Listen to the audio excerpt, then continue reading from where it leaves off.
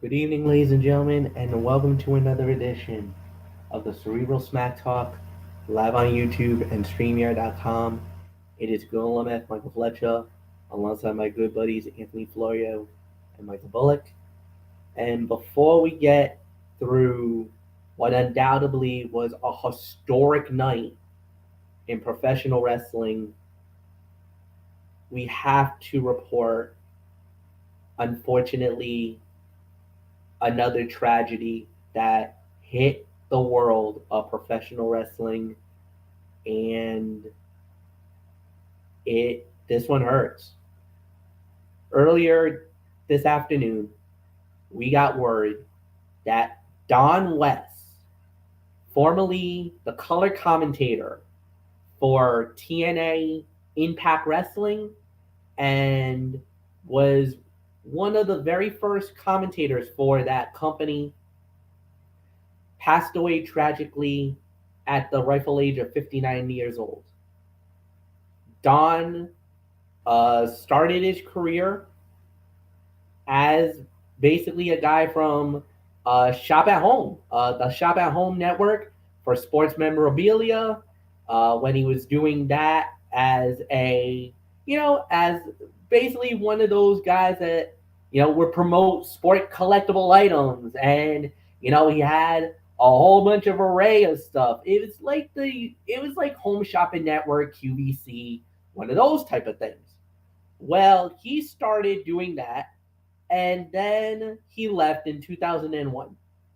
In 2002, he was hired to become the color analyst for TNA Total Nonstop Action Wrestling. He was alongside Ed Ferrara and Mike Tenay, and they used to do their shows, as you remember, from the old Asylum, which was in Nashville, Tennessee. That's where Anthony Florio and many of us started it, because it used to be a pay-per-view based show where I believe you had to pay like $9.99 per episode. Well, lo and behold, TNA got bigger, got better, and became a global company for a number of years. And then he continued his legacy once he left from Impact, did some other projects outside of wrestling, did come back briefly in 2017. And actually, his last time as a commentator was for Slammiversary. Um, they did a Slammiversary, and then they actually honored Mike Tenay and Don West with a video tribute during Slammiversary this past year. Um,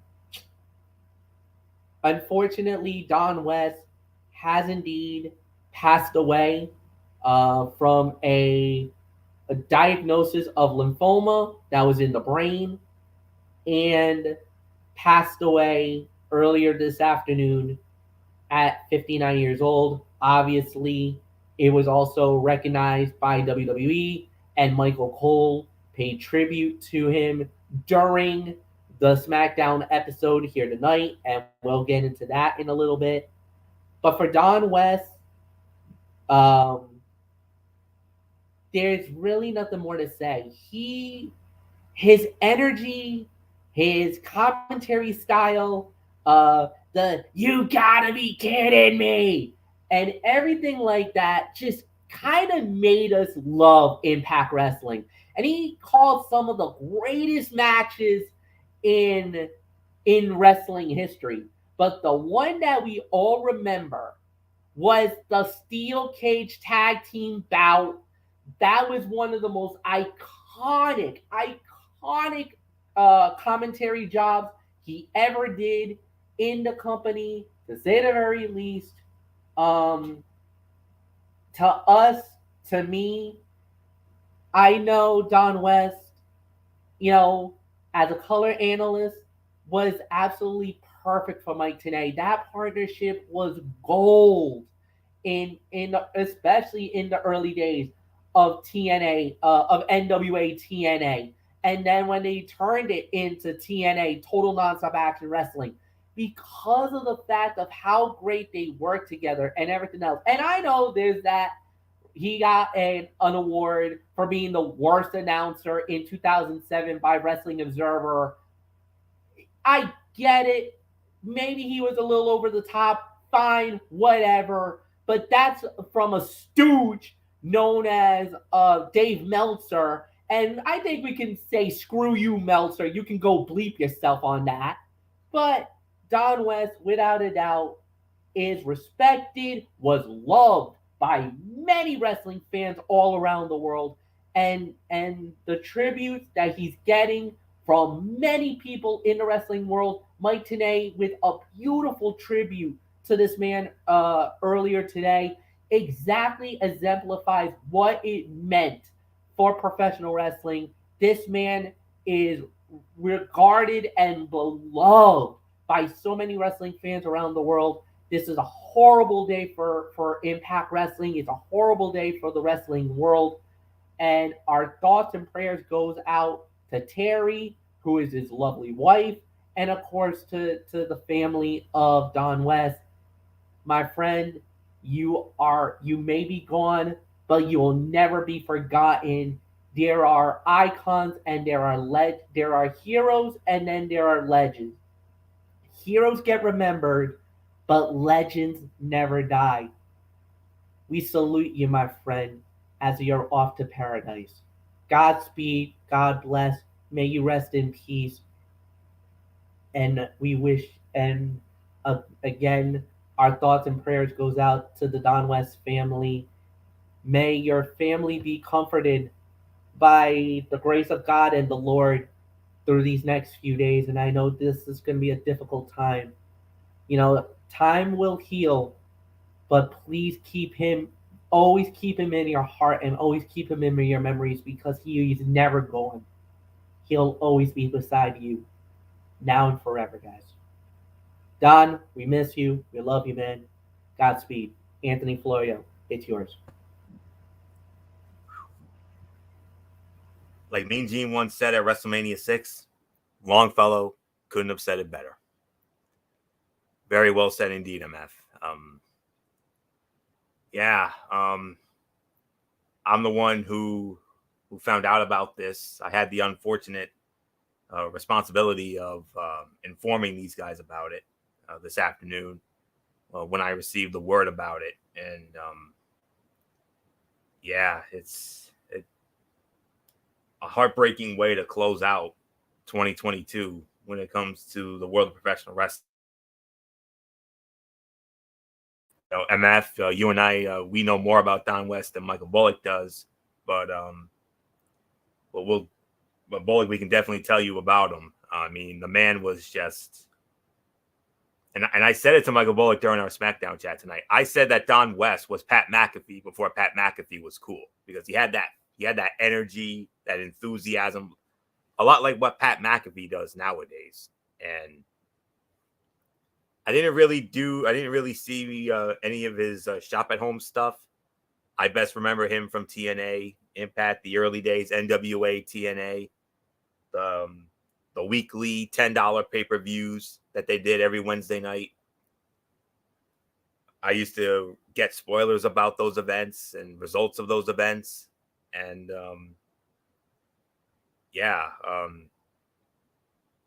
MF, you nailed it. Turning Point 2004, the infamous Six Sides of Steel match, Triple X and America's Most Wanted. The losing team had to disband per a caveat stipulation from Dusty Rhodes, who was the director of Authority at the time. And yes, Elix Skipper, when he had the greatest bump in the history of that company, that's still talked about 18 years later. I mean, goodness, man. I mean, just when him and Mike Tenay both lost their minds on that. He screamed out, "No way!" and then the iconic, "You've got to be kidding!" I mean, find it on YouTube. Get Impact Plus, like I have. I mean, I can relive that sucker anytime I want. And man, I mean, just that just that fire and intensity that he always had when he did the commentary. Him and Mike Tenay, I mean, they are the greatest commentary duo in the history of Impact Wrestling, even though I'll say the current voices, Tom Hannafin and Matthew Raywalt, are definitely on their way to becoming possibly the next Tenay and West. I mean, those two are definitely holding it down, and I'm sure Don West is probably proud of their body of work, as is Tenay and everybody else. They're doing a great job down there right now. But I mean, yes, I mean, that was one legendary match, MF.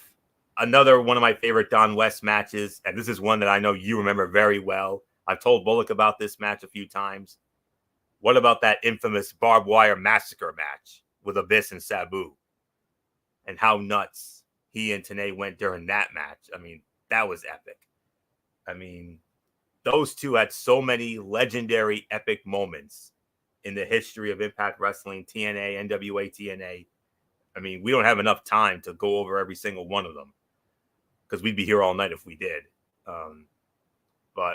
But those were, I mean, the Triple X AEW cage match, the Elix Skipper bump, where he literally was like walking a tightrope, a trapeze, and doing that Hurricane Rana, that Frankensteiner like move on AEW there, the greatest bump in the history of that company to this day. I mean,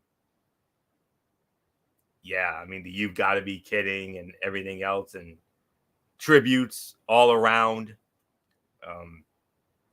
All those legends from the early days of NWA TNA, Frankie Kazarian, Robert Roode, Bobby Roode, Christopher Daniels, Tracy Brooks, of course, Mike Tenay, obviously, Scott D'Amore, and promotions from all around the world of wrestling. AEW paid respect to them. NWA paid respect to them, to Don West. And yes, and you even said it, MF, Michael Cole on commentary during tonight's SmackDown. He even acknowledged it.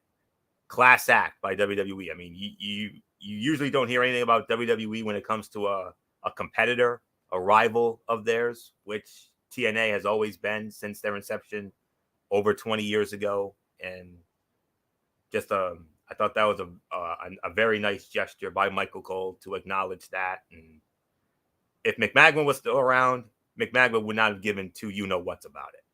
But obviously, with him gone, obviously, McMagma, I mean, that definitely opened the door for Cole to get that in there. So, but yes, it guts me as a wrestling fan. It guts MF as a wrestling fan. And I will never, ever forget the body of work of Don West and Mike Tenay on those NWA TNA broadcasts. He did that from 2002 to 2012 before he left. And then he came back 2017. Don West working with the Pope D'Angelo De Niro and Robert Flores. Robert Flores, formerly of ESPN, now with the MLB Network, RoFlo.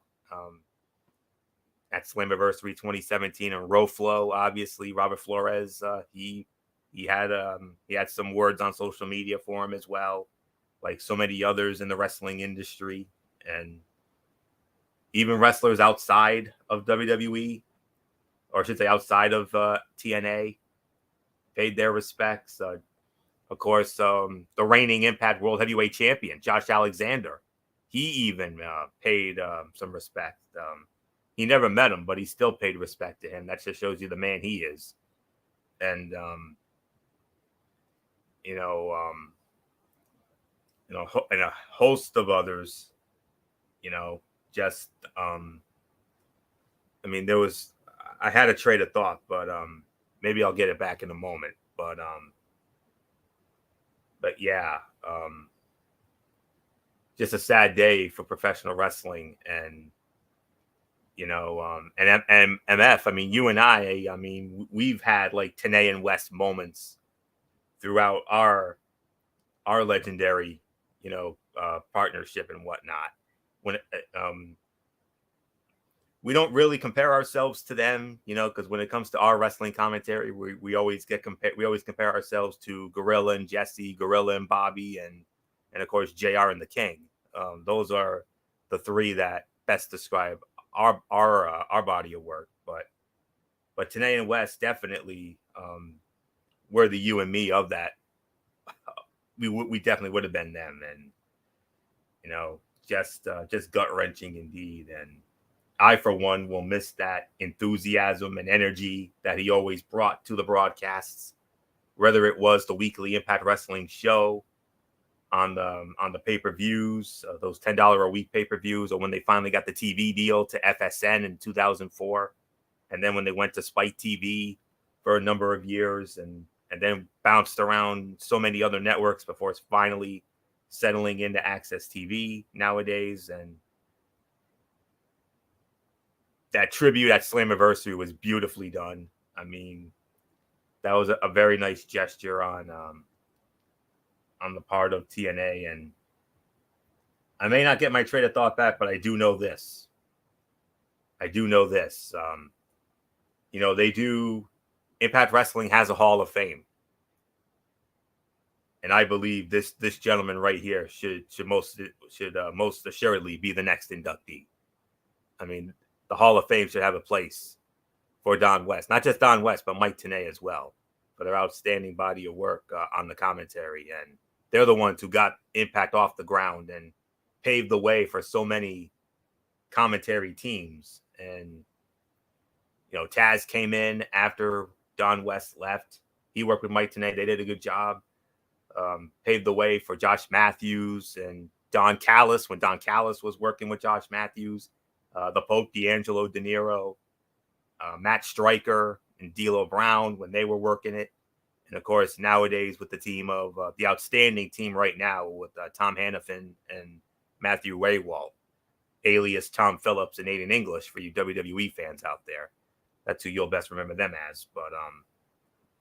But yeah, Don West had a lot of health issues over the years, definitely because of that brain and lymphoma and cancer that I heard a lot about. And, when I saw that, I'm like, ugh, you got to be kidding me. And fortunately, it was true. And so to Don West, I simply say thank you for your outstanding commentary that you and Mike Tenay had. And all I can say, as I always do, thank you for the memories. Thank you for the inspiration. And most of all, thank you for Don West. And we'll never forget you, man. I mean, we'll never forget that energy, that enthusiasm that you always brought to the broadcasts each and every week, week in and week out, whether it was on the weekly shows or pay-per-views or what have you. You will be missed, my friend. So God, rest in peace, Godspeed, and thoughts and prayers to his wife, Terry. 30 years of marriage. They had been married 30 years up until now. 30 and a half years of marriage. Most marriages don't last that long, but I'm glad to hear that. And he bravely battled it for a year and a half. June 16th of 21 was when he had been diagnosed with a lymphoma of the brain and began treatment. And then Tenay confirming it, and then Cole with the tribute there. So yeah, Godspeed, Don West. We'll never forget you. Never forget you. So there isn't much more to say. Michael Bullock, I mean, I know you don't know the man as well as myself and MF do, but hopefully we've educated you enough to for you to give us a quick thought and have a quick say about it. So not much more for me to say on this. So thank you for the memories. Thank you for the inspiration. But most of all, thank you for Don West, Mr. Energy and Mr. Enthusiasm. Michael Bullock, fresh off another one of our legendary Smackdown chats. And of course, now I got my train of thought quickly. One of our favorite referees, myself and Michael Bullock, we have, Danilo Amphibio is our number one referee, but right behind at number two, Mr. Dan Angler. And Dan Angler was the senior official of TNA when he was known as Rudy Charles. And he had some kind words about Don West as well. So not much more to say. Michael Bullock, like I said, I know you don't know Don West as well as myself and MF do, but your thoughts, man. Yeah, I mean, like you said, I don't know much about Don West as you, Florio, and as you, Fletch, know about following Impact Wrestling, and yeah, what you've said. I mean, he definitely brought the energy as a color commentator, and yeah, I mean, him and Mike Tenay were like the best, best, one of the best combos when it comes to professional wrestling. You could put him right there, obviously, with Gorilla Monsoon and Bobby the Brain Heenan. But I did see a video one time. I mean, one of the best highlights was when Don West went off on Mike Tenay on an episode of TNA and Wrestling. Absolutely. Yes, I remember that very well. I watched that. I'm like, that's why he brought that energy. That's why he was who he was for so long as a color commentator. And yeah, this was definitely not the way you want to end 2022, but Mike Tenay was the one who broke it on his Twitter when he basically said that his longtime partner was going to be starting off the new year in heaven. And you can just see how much he loved working with him. And like you said, even WWE, especially Michael Cole, even took time to acknowledge the passing of Don West. And yeah, that was a classy move by him, especially by WWE. So once again, on behalf of all of us here at Talking Wrestling TXN, we definitely want to send our thoughts and prayers to Don West's family and all of his friends that knew him. Godspeed, my friend. Rest in peace.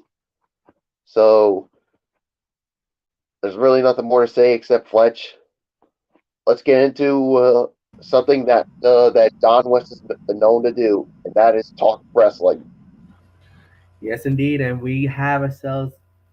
This was literally the biggest night for WWE, the biggest night on Fox, one of the most highly anticipated evenings we've had in a very, very, very long time.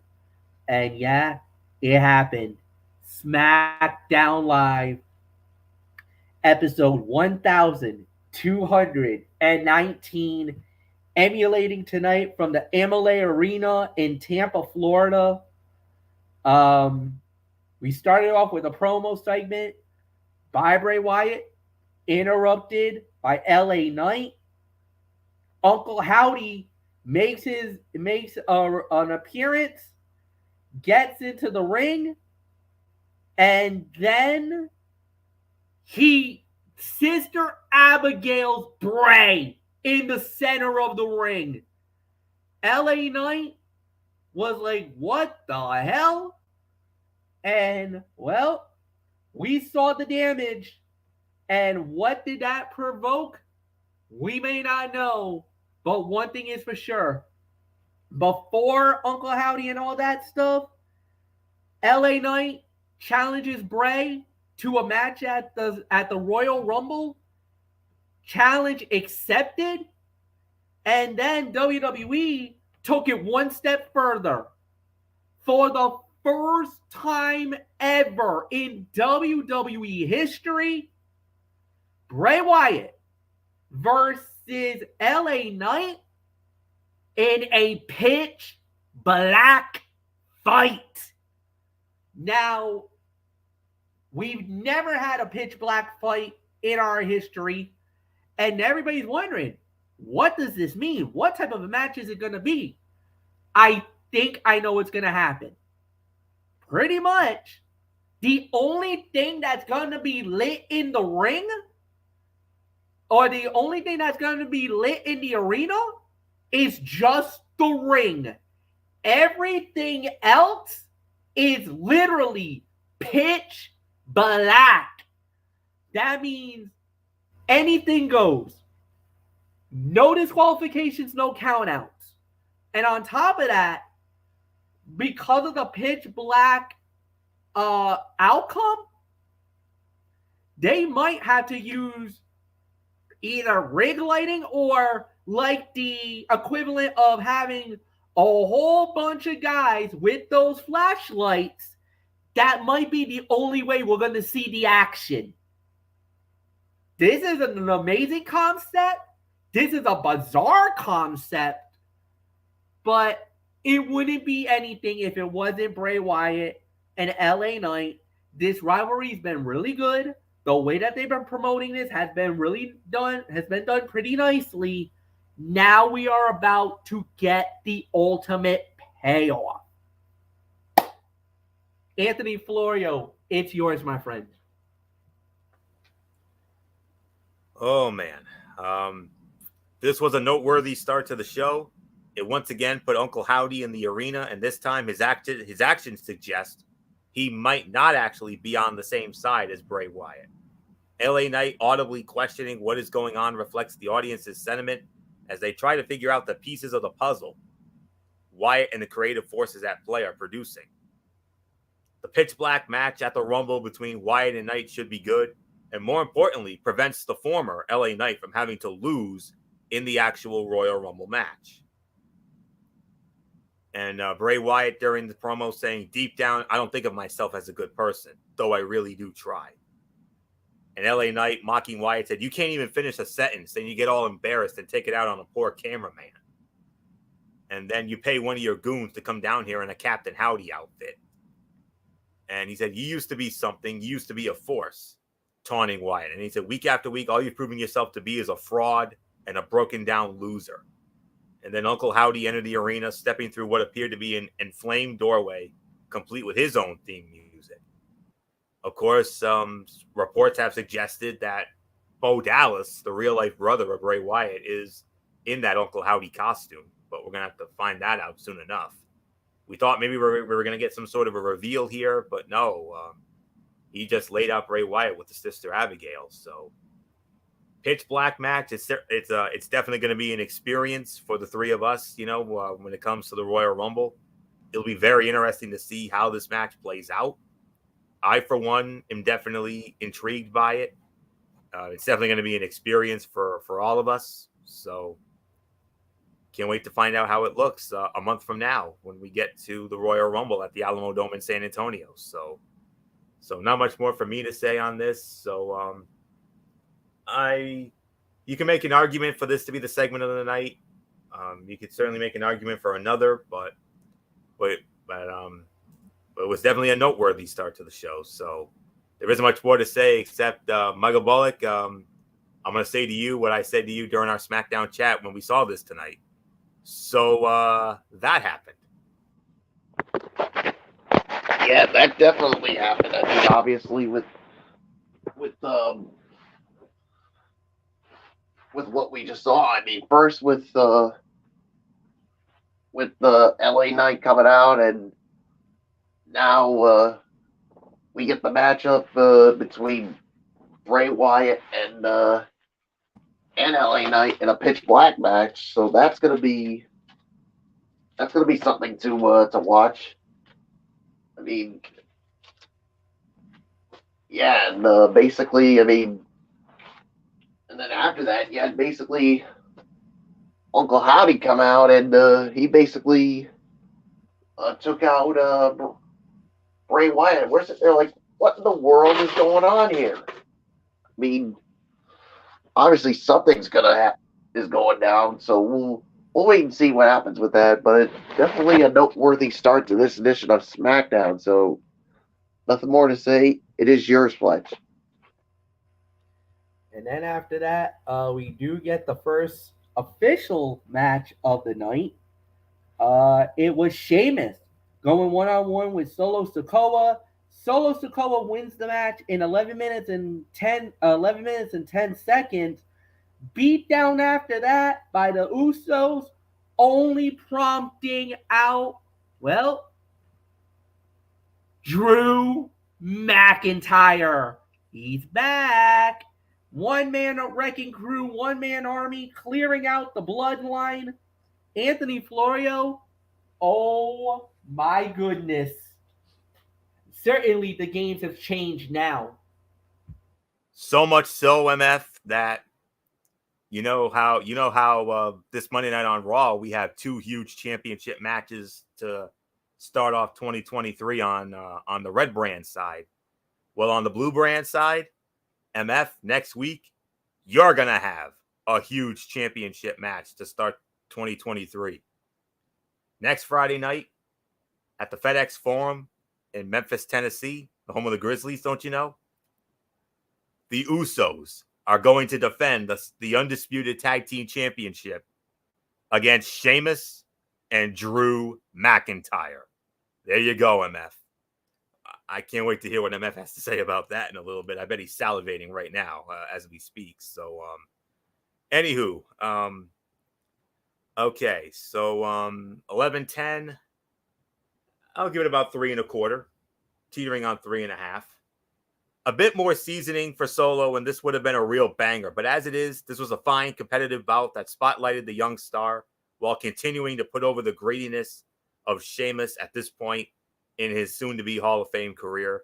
Drew McIntyre making the save makes sense, not only because of his respect for Sheamus, but because of the unfinished business he has with Sikoa.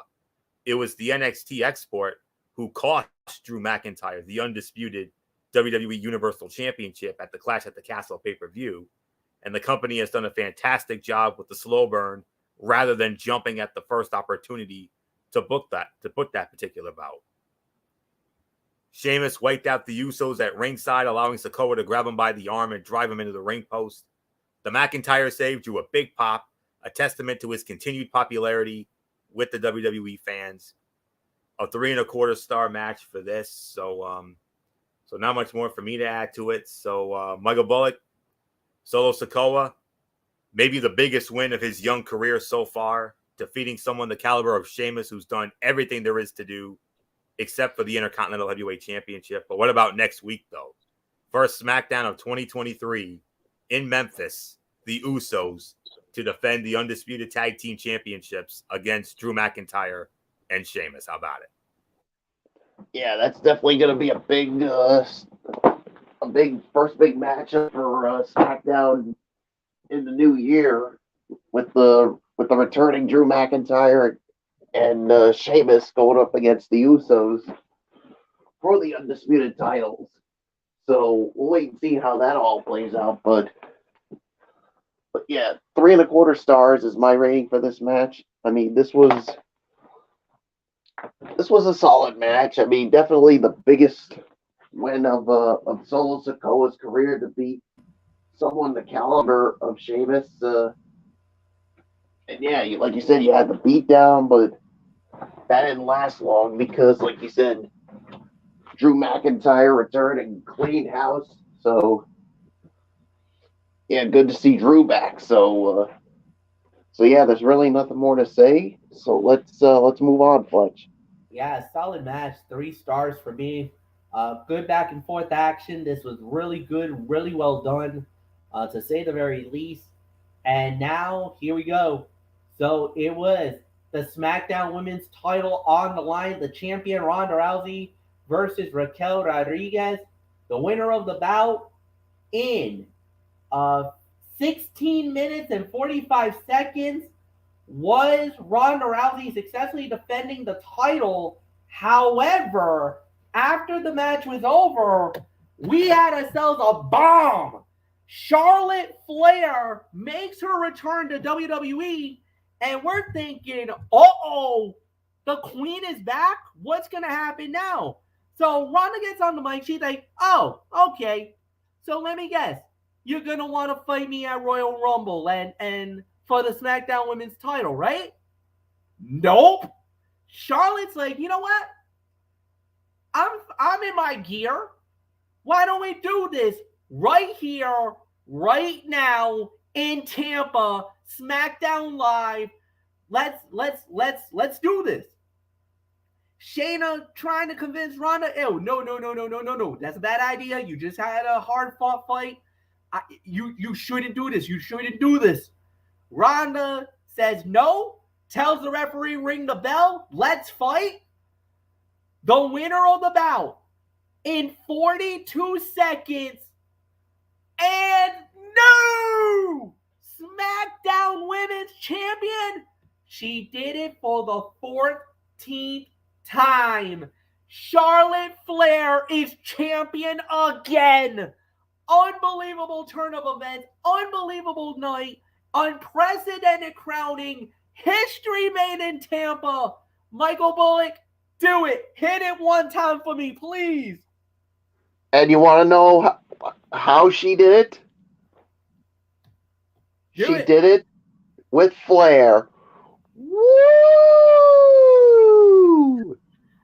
Dude, perfect. You nailed it. It's yours. So, well, first off, what was the time again for that, for Raquel and Ronda? 16 minutes and 40, let me see, 16:45, 16 minutes and 45 seconds. I'm going to give this about maybe 3.5 to 3 3/4. I mean, this was an incredible match. I mean, for Raquel to take Ronda to the limit with a bad arm was just, it was so impressive. But Ronda continues to show why she's dominant. But then we get the big surprise with Charlotte Flair coming out, and of course, guys, when was the last time we saw Charlotte Flair? I believe that would be Mother's Day night when we convened at the Amica Mutual Pavilion for a little event called WrestleMania Backlash. Yeah, my first pay-per-view, by the way. WrestleMania Backlash was the last time Charlotte Flair was in the building. Yeah. And Ronda took the title from her. Yeah, and we all kept wondering, when is Charlotte going to come back? When is she going to come back? I mean, as time went on, we were like, maybe they're going to wait until the new year. Oh, no. And the thing is, I didn't hear of any dirt sheet of, or any rumor of her coming back tonight. So I didn't hear anything at all either, unless Florio, you knew something, but I did not hear nothing about Charlotte coming back. Even if I did, I would have saved this for a surprise. I would have. I mean, Triple H, I think he literally dropped the bomb on us because we didn't know when we were going to expect Charlotte to be back. And if you noticed another thing, guys, I mean, Florio, you noticed it, and Fletch, I don't know if you noticed it too. Charlotte's got a new entrance theme. So, yeah, and then we're like thinking, oh yeah, it's gonna be Charlotte Ronda at the Royal Rumble. No, she wanted to do it tonight, and it looked like, oh, the plan was gonna backfire, but somehow Charlotte did it. She is now a 14-time Women's World Champion, and she did it like she always did. Like I said at the top, she did it with flair. Woo! It's yours, Fletch. Unbelievable moment. First off, hats off to Raquel Rodriguez, man. That was an amazing matchup, a great fight. Easily one of the top fights of the night. And you know, this was highly coveted. This was one of those that everybody was expecting, everybody was excited for. We didn't know how it was going to play out. Well, we saw how it played out. Incredible matchup, back and forth battle, proved to be the deciding factor. But for Charlotte to come back tonight of all nights, I think was an absolute coup. SmackDown is very high on Charlotte Flair. They love Charlotte Flair. And Fox wanted Charlotte Flair. If you remember when the initial draft started, Charlotte was on that list that they wanted on that network. So what did they do? WWE gave her a lot of time off. A, to heal the injuries. B, to be away because her husband, well, at the time, she was engaged, but later, during that time off, got married to Andrade. And now the rumors are going to start. Charlotte's here. Is Andrade going to follow? Is he coming? As a matter of fact, from what I know, I think his contract has run out on AEW. Is it possible that El Idolo might be coming to WWE? Is he heading to the Royal Rumble? We got so much uncertainty now, but one thing is for sure. This was an incredible moment, an incredible scene. Crowd went nuts. Charlotte got a hero's welcome. That's how crazy it was. She got a pop for her return. Normally, when Charlotte Flair shows up, she gets booed out of the building. Obviously, they're going to make her the babyface, which is excellent. Can she sustain that momentum? Well, after tonight, she's got all the momentum in the world. She got the perfect babyface pop. If this is what Triple H and the crew was hoping for, they got it. The fans absolutely goes bonkers. It was a great moment. It was a feel-good moment. And you know what? There hasn't been that many feel-good moments in 2022. Boy, this was a feel-good moment, especially tonight. Like I said not too long ago, history made, unprecedented crowning, a new SmackDown Women's Champion, and the Queen ascends the throne again. Anthony Florio, tough act to follow, but I know you'll do your best, but let's talk about it, man. And you know this better than anybody else. Oof. The rivalry between Charlotte and Ronda. There's rumors about maybe Ronda and Rhea at WrestleMania now. What does that do with the Queen? Where does she go? Who's her next challenger? I mean, oh my God. Take your pick. Wow. Ronda and Rhea. Oh, that's a one-man fight waiting to happen. If that happens. I mean, oh boy. Those two in SoFi, look out if that's true. But oh my. I don't know what else there is to say that hasn't been said already. I mean, I'll get to my quick thought in a minute, but first, I'm going to call it like I see it. I'm going to tell it like it is. What we saw tonight, that was some expert Jedi mind trickery here, as Triple H and the creative team have the crowd cheering Charlotte in a way she had not been in quite some time, probably in like 5 years. I would say probably since the night she won the SmackDown Women's Championship from Natalya in Charlotte and had that emotional moment with Ric Flair, her father, after the match. We all remember that. That was her biggest face moment before this tonight. But Triple H and the creative team had this crowd tonight cheering Charlotte, like I said, in a way that she had never been in quite some time. Partly due to the surprise, but also because they really don't like Ronda Rousey that much more. Of course, it'll be interesting to see if Charlotte can retain that popularity as it becomes clear that she is in her 14th reign as women's champion and literally just strolled back in and won the title. With that said, she is a standard bearer for women's wrestling and has more than earned her spot, whether you like her or you don't. A new look, a new theme song, and a different presentation helped pique interest in the Queen once more. Whether Triple H and company can help preserve that interest is the real question moving forward. As for Raquel Rodriguez, she looked very good and was clearly the better of the two wrestlers. It would not be surprising to see her in a high-profile match or position against Charlotte Flair right around WrestleMania 39. As far as this match is concerned, I'm going to surprise a lot of folks. This was, believe it or not, this was actually the fight of the night. I'm actually going to give this 3.5 to 3 3/4 of a star. I agree. And Ronda taunted Raquel by saying, "Oh, we got to bleed her."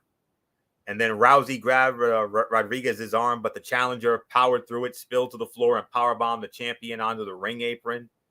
And Rodriguez had the title won, but Shayna Baszler interfered on behalf of Ronda as the commentary team called for her dismissal from ringside by referee Dan Engler, but it did not happen. But fantastic match there. That was 3.5 to 3 3/4. And believe it or not, the fight of the night tonight. Of course, the Ronda and Charlotte match, that's an NA because you can't really rate a match like that. It wasn't much of a match. It was only 42 seconds, but boy, howdy, what a moment. This was definitely the talking point of this show tonight. Going in, the big talking point was the main event, that tag team main event. But on this night, Charlotte Flair overshadowed the main event tonight. The Queen is back, and she is back on her throne, SmackDown Women's Champion, doing so here tonight. And, Bullock and I, MF posted about this on his Facebook, and I responded to it by saying, hey, Bullock and I, during our SmackDown chat, we marked out like crazy men because of this. And when I said Charlotte was back, Bullock was like, what? And then Bullock even had a Don West moment saying, you got to be kidding me. And he did. He actually had a Don West moment. Bullock, you may not have known it, Bullock, but you had yourself a Don West moment tonight when you said, you got to be kidding me during all this. That was for him. Damn right. And then from there, Bullock had another one, as all this was going down. And when we say it's on, it's going to happen here. And then he's like, are you kidding? And then he's like, you got to be kidding me. And then it happened. And that was the end of it. Charlotte Flair, once again, SmackDown Women's Champion, 14th women's title overall. And wow. We didn't see this happening tonight. I mean, we all knew Charlotte it wasn't a matter of if she was coming back. It was a matter of when. We were thinking at the absolute earliest, maybe the Royal Rumble, but no, they moved that thing up a month. She was back tonight.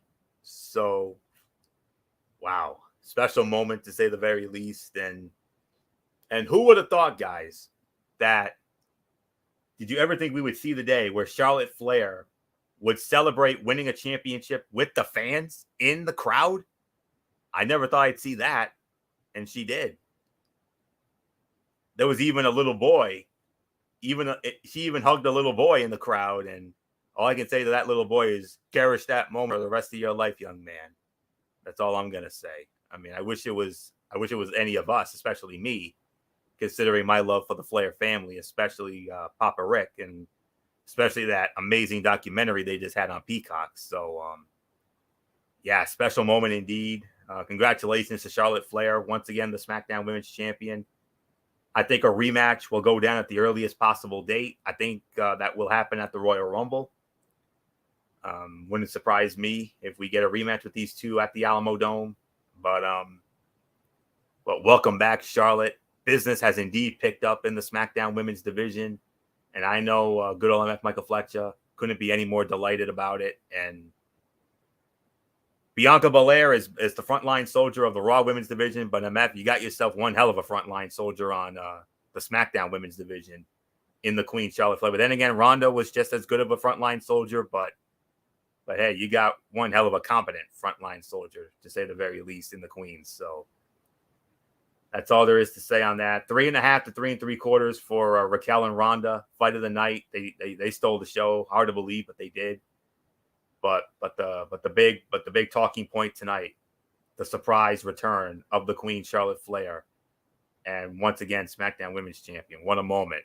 That's the biggest pop she ever got. That was even bigger than the hometown pop she got 5 years ago when she dethroned Natalya on that Go Home Survivor Series show in November of 2017. So, wow.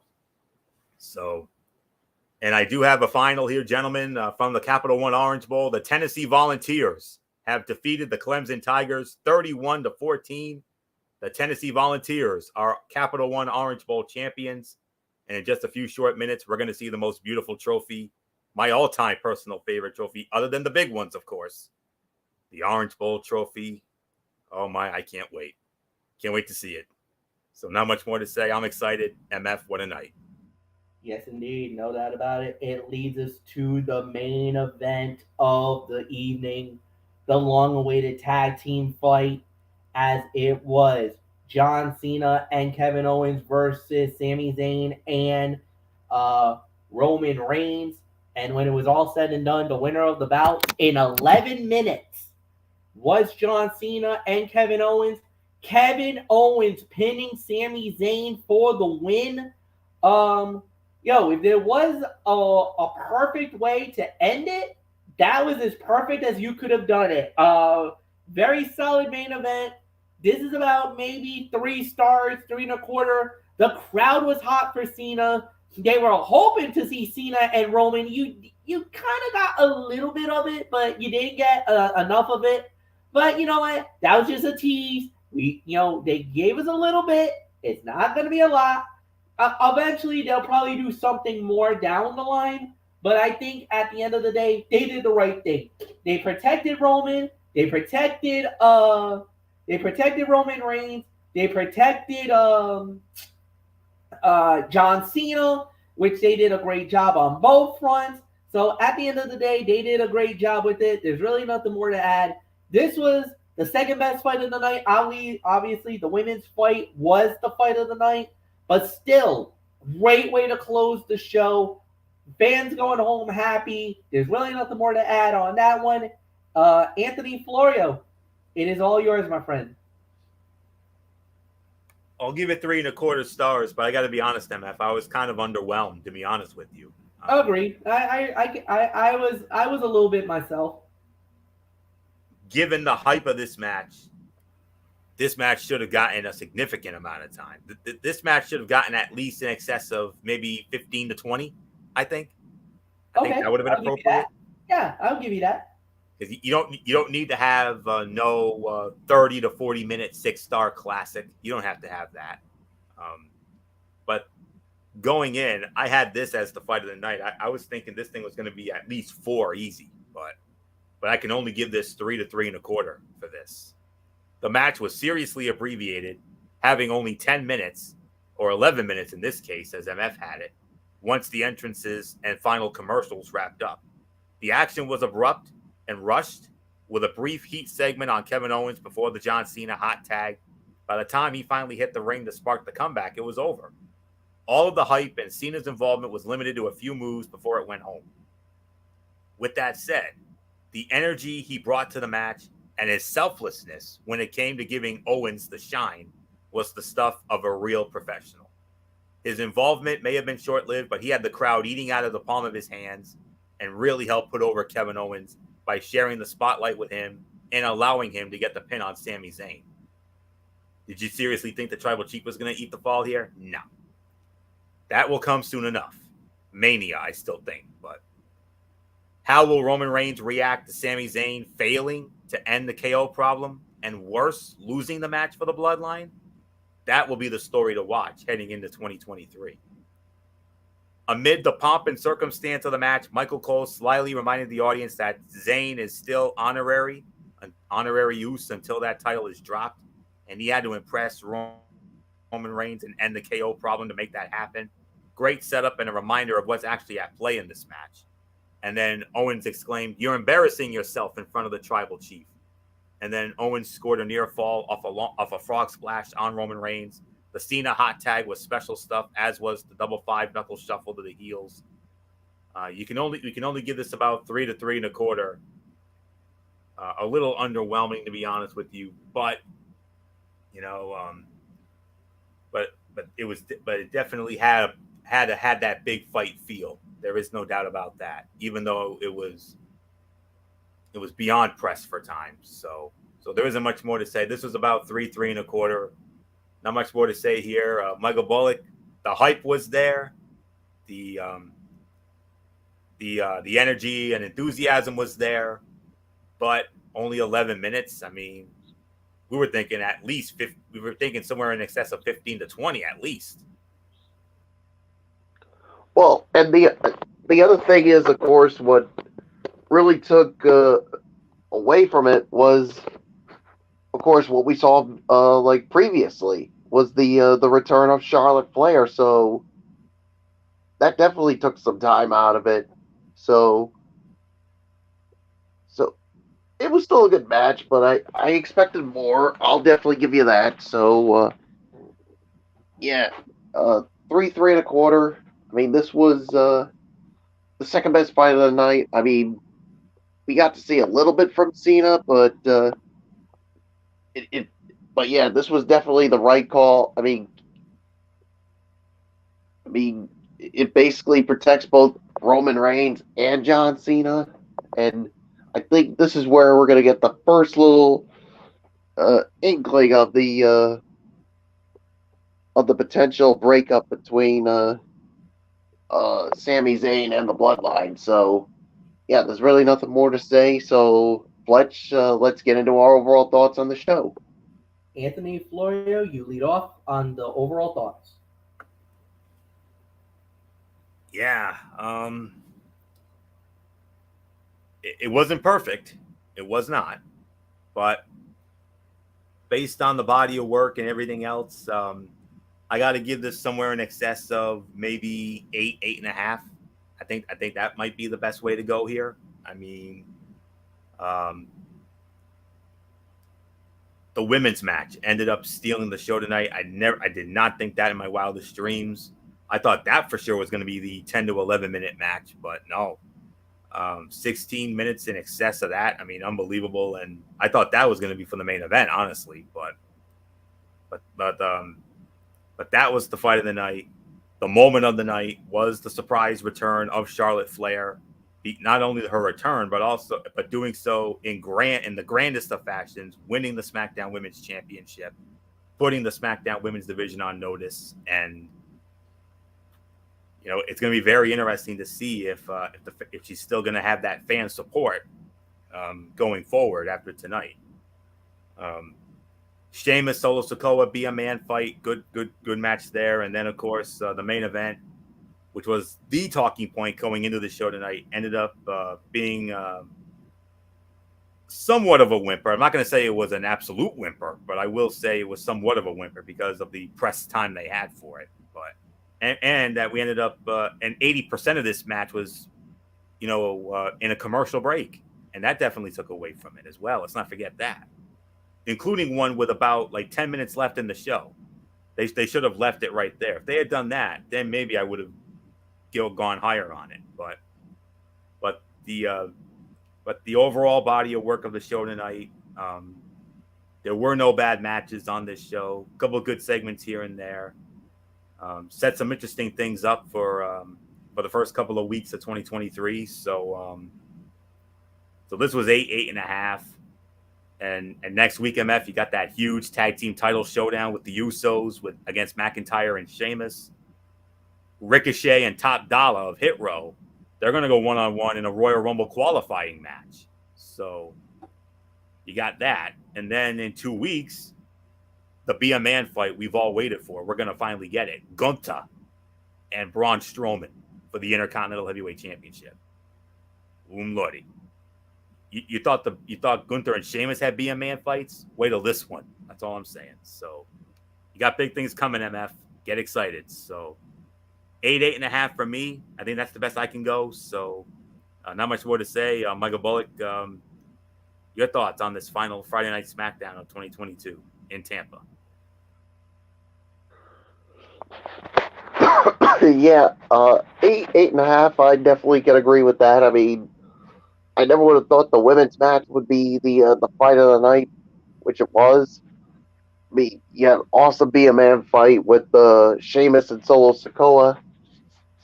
And the main event was all right. I mean, it definitely could have been so much better, but and yeah, it definitely sets up for the first couple of weeks of SmackDown of 2023 with some interesting things that are going to go down. So there's really nothing more to say. It's yours, Fletch. Yeah, 8.5. Totally agree with what you guys have said. I think it was an incredible look. It was predicted as a big hype show, and for the most part, it did deliver. There's a couple areas where it kind of didn't hit that mark, But let me tell you guys, they did really well. And I thought they did a really good job. The crowd was hyped. The crowd was excited. Tampa delivers again. That was especially the Charlotte Flair and the main event, that felt, and they, before even the match began, it felt like a Stanley Cup final type game. It felt like we were watching Tampa versus Colorado again. And Anthony, you know the excitement that there was. Yes, the match didn't deliver, but the pre-fight, all of that pre-fight excitement, oh my God, were they going nuts with that? And they did such an incredible job with it. Really nothing more to add. All right, let's go into AEW. We started it off with the first fight of the evening, which was Orange Cassidy versus Trent Beretta for the All Atlantic Championship. And Orange Cassidy successfully defends the title. He wins the match in 11 minutes and 20 seconds. Solid opener, about a 3-star fight. Really nothing more to add. It was just a true back and forth battle. Really good action, to say the very least. And Anthony, I'll give it to you. I'll tell you what, this was a good performance in terms of the story they were telling, but the action in the match was pretty standard fare. We saw the usual comedy spots, even though they did not dominate the match. Penelope Ford showed up to distract Trent Beretta so Orange Cassidy could score the win, but OC didn't have anything to do with her actions whatsoever. So give it about 3 to 3 1/4 for this. They're not much to but I will say this though. Before the show started tonight, showing they showed a tribute graphic for Don West. Nice touch. He may never have worked for AEW, but he was a beloved figure in the business, so it was great to see him getting his flowers tonight. Orange Cassidy may have shown more personality in this bout than ever before. He wasn't just being his usual lazy, fair attitude. He was smiling and showing a lot of emotion. And the way Chuck Taylor caught Trent Beretta during a suicide dive was awesome. Beretta hitting the barricade when he went for a spear looked brutal.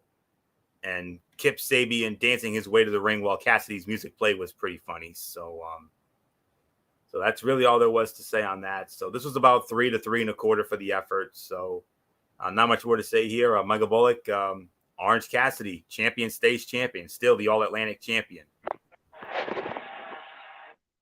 Yeah, I'll give it about maybe 3 1/4 as well. I mean, I thought this was a good way to start off this edition of Rampage, and yeah, the champion definitely stays the champion. So and now Orange Cassidy has got to deal with Kip Sabian, and that's going to be in the next edition of the Battle of the Belts special, which will go down next Friday. So yeah, so there's really nothing more to say. It's your Spletch. Then we actually had Kip Sabian against a local wrestler. Kip Sabian won the match in 1:20. Nothing more to say there. Then we had Jay Cargill putting the TBS title on the line against Kiera Hogan. Cargill wins the match in 7 minutes and 30 seconds. So, Anthony, your thoughts? 2.5 to 2 3/4 of a star. While Kiera Hogan was able to get in a little bit of offense, the match was mostly dominated by Jay Cargill. The challenger would occasionally make a comeback, but it was always short-lived. Pretty solid performance and definitely one of Cargill's better matches. She's getting more confident in her movements and her selling, and Hogan being so good definitely helped. And despite a late match rally, Hogan was unable to overcome the champ. The announcers made a point to note how there were issues between Red Velvet and Jade Cargill as well, and later Red Velvet prevented Cargill from slapping Hogan while Leela Gray was holding her arms back. And the height difference between these two competitors was massive. It's easy to forget how tall Cargill is until you see her next to someone who's kind of short like Hogan. But yeah, 2.5, 2 3/4 of a star. No surprise with the outcome. But Michael Bullock, despite the outcome being never in doubt, Kiera Hogan, you got to say this was maybe Kiera Hogan, one of Kiera's best performances since she joined AEW from Impact Wrestling. Yeah, 2.5 for me, and definitely this was Kiera Hogan's best match since since joining AEW. And yeah, she did rally, but eventually it was just too tough for her to overcome. So yeah, there's really nothing more to say. It's yours, Fletch. Yeah, about 2.5. I'm not gonna go too much more into it. I thought they did a really good job with it. I thought the body of work was solid, to say the very least. Leads us to the main event of the evening: Swerve Strickland versus Wheeler Yuta. Swerve Strickland wins the match in 12 minutes and 25 seconds. So, Michael Bullock, front and center, it's yours.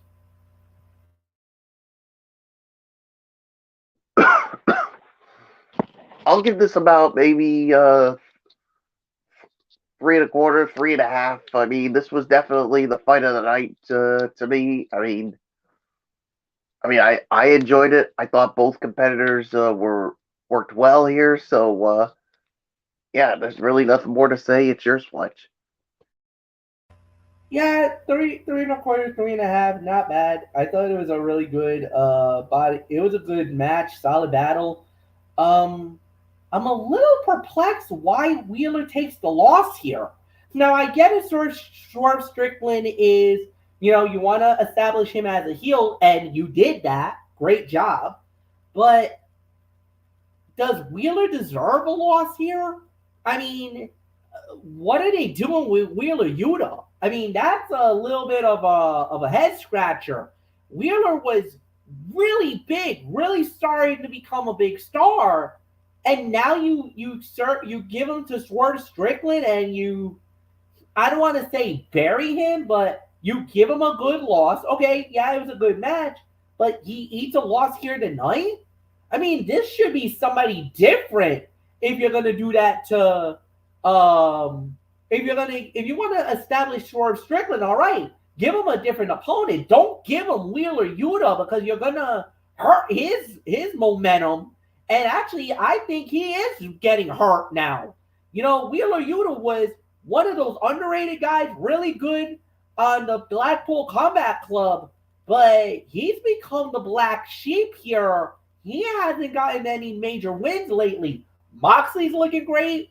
Brian Danielson is possibly now fighting for the AEW World Title. You got Claudio Castagnoli, the new Ring of Honor World Champion, and Wheeler Yuta.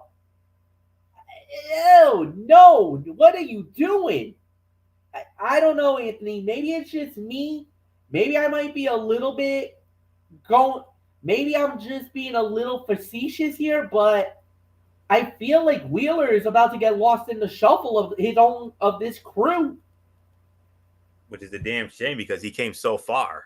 And, there was a point where MF had doubts about him. I remember when you didn't really have much positive feedback for Wheeler Yuta, but he, all of a sudden out of nowhere, he won you over. And that's all there was to say on that. But anyways, these two have different styles, but similar abilities. So they were able to string together a lot of fun sequences throughout the match. Yuta continues to gain more confidence while further defining his character. Competitive and well-paced match that saw both men in some impressive moves. Yuta was favoring one of his legs toward the end, so Swerve was able to take advantage of the injury and score the win. Something doesn't sit right about a champion being booked to lose a non-title match with someone he's not even feuding with at the time, which of course, Wheeler Yuta is the Ring of Honor Pure Champion. Jon Moxley insulting Swerve by saying Killshot was his favorite wrestler for years was hilarious. For those who don't know, Swerve used to go by Killshot, Lucha Underground, right, MF? So, that is correct. Yep. So Yuta's, and you can tell by Wheeler Yuta's entrance music, simple, but it's high energy. And Swerve had a rare misstep when he almost fell while jumping over Yuta. And Yuta standing up to Swerve's lackeys without flinching was a cool moment. I'll give it 3.25 to 3.5. Call it my default fight of the night. So overall review time. Again, another average show. I got to give this another 6.5. I just don't feel like it was anything special. It could have been something special, but it just wasn't. It was all right for what it was worth, but again, nothing that would have really broke the camel's back or anything like that. So, I mean, it is what it is. Anthony Florio, like I said, I thought this was average to downright mediocre at best. It's yours. Yeah, SmackDown wiped the floor with Rampage as always. But then again, Rampage is a taped show. I mean, but I do believe that Battle of the Belts show, I do believe that's going to be a live show from what I know. So that, and we'll see what happens with that. But yeah, 6 to 6.5. That's definitely the correct rating for it. Not much more to say here. Michael Bullock, take it home.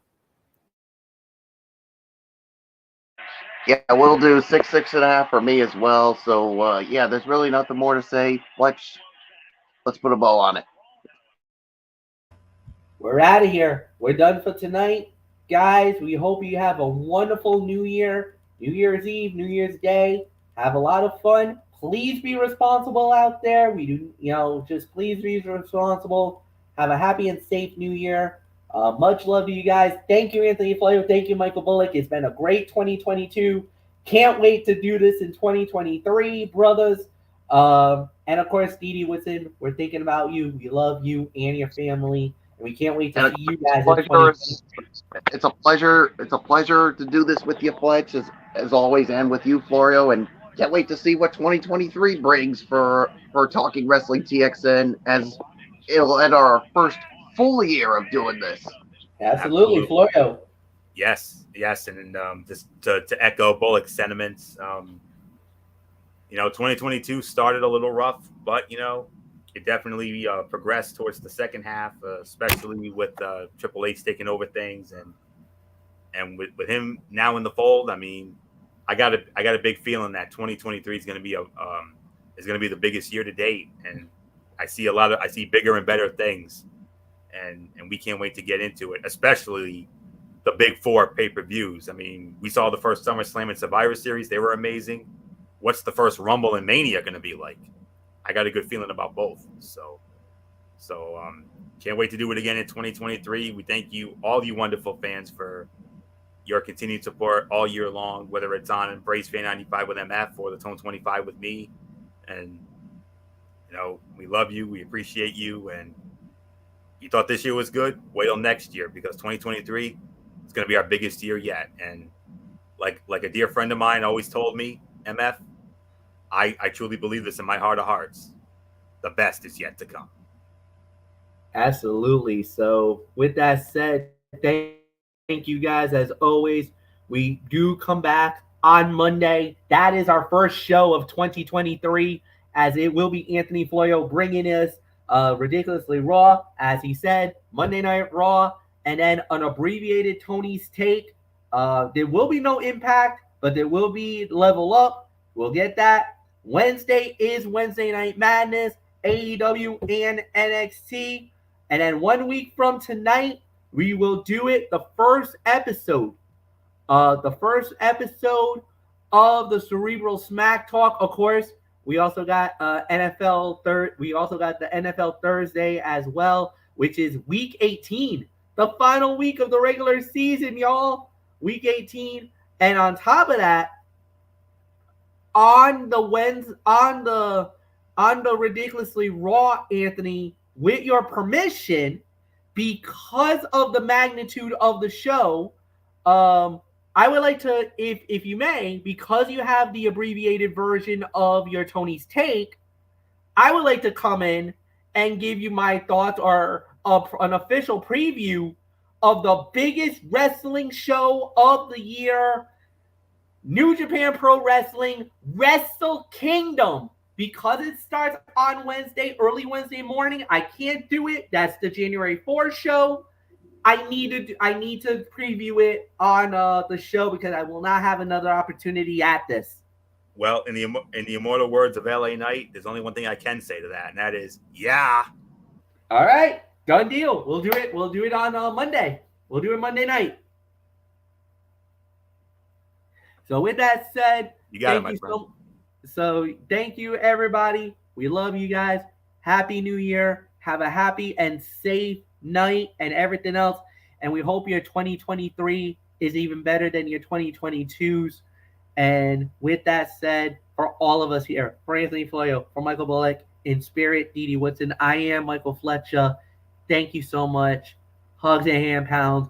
We are out. Have a good night, everybody, and so long for now. Happy New Year, friends. Goodbye.